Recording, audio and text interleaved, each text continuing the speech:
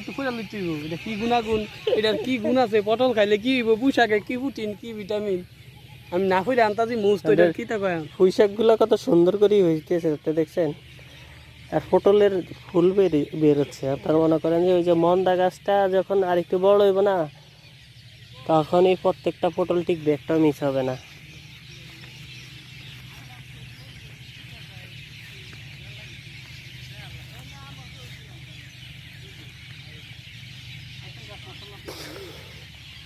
মাশাআল্লাহ করলে আমাদের লাগানো পুঁই শাকগুলো খাওয়ার খুবই উপযোগী হয়েছে।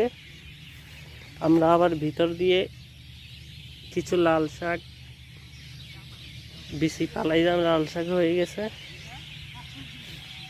সাথে আছে আমাদের কিছু পটল গাছ, অনেক পটল।